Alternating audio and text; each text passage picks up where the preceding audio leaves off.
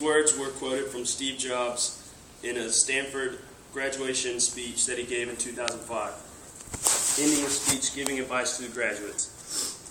Steve Jobs interests me because he's one of the most influential people in the technology field of our time, if not ever. Today I'm going to talk to you about Steve Jobs and his life, the Apple products that he helped invent, and the impact he had on the world. He was born in San Francisco, California, February 24th, 1955. He was abandoned at birth and adopted by Paul and Clara Jobs. He grew up in Palo Alto, California, where he enrolled in school. He did not like school until the 5th grade, when he became very curious with engineering and electronics. In junior high, he meets another kid with the same interest in technology, Steve Wozniak. The two started taking electronic classes in Homestead High School, where Steve eventually graduated. The next year, he enrolled in Reed College, a liberal arts school in Oregon. He didn't stay there very long. He was only there for 3 months until he dropped out. Soon he realized he needed money, so he went to work for Atari, a video game company, because he was inspired by the founder of the company.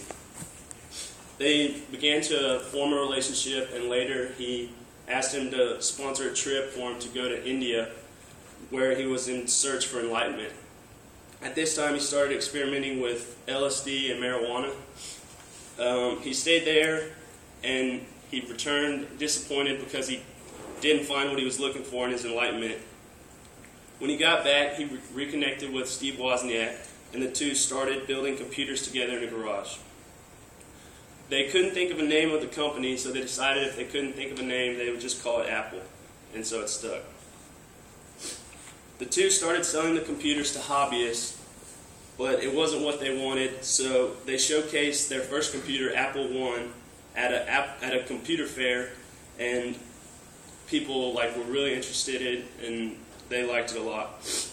The next invention was the Apple II, which was a mass-market personal computer, and it was a huge hit. They went from selling computers in a garage to a Fortune 500 company in 2 years.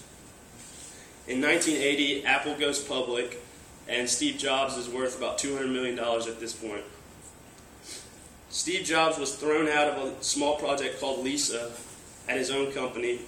Furious about this, he takes over another project called Macintosh, where he personally went around and recruited some of the brightest minds in the country, and he said that he wanted a computer to be as easy to use as a toaster.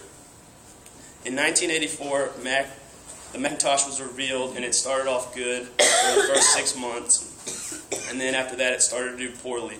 And this made all the people at Apple very furious with Steve, that he went behind their backs, and that he recruited all these people, and so they couldn't really trust Steve anymore, and the people started to go nuts, and in 85, Steve gets fired from the own company that he started. The next year, he starts Next, a computer company that specializes in education and scientific research. They start to work with Pixar, and at the same time, Apple starts to go unprofitable. 6 months later, however, Next starts to fail as well. The computers weren't selling, and they didn't work as well. In 91, Steve marries his wife, Lauren, and they eventually have 3 kids. While Next is falling, Steve Jobs invests 80% into Pixar, which turned out to be really good for him, because in 1995, they released Toy Story, which made him 5 times more money than Apple ever had. And in 1996, after Apple's worst year ever, the CEO of Apple was looking for new software, and of course they went back and chose Steve Jobs' Next Step software. In 1997, he was hired back as the CEO at Apple, and in 6 months later, Apple was back on track with the Power Mac and the PowerBook. In 2000, he became the permanent CEO, and in 2001, Steve Jobs changed music forever with the release of the iPod, and iTunes, changing the way we listen to music. In 2003, he was diagnosed with pancreatic cancer. He took 6 months off, and in 2005, he came back with the iPod Shuffle and the Nano. In 2006, Mac takes off, with the new operating system OS X. Easy to use, and it was light years ahead of all the others. In 2007, Mac comes out with the iPhone and the Apple TV. In 2010, they come out with the iPad, and in 2011, Steve Jobs resigns due to his health, and on October 5th, 2011, Steve Jobs dies.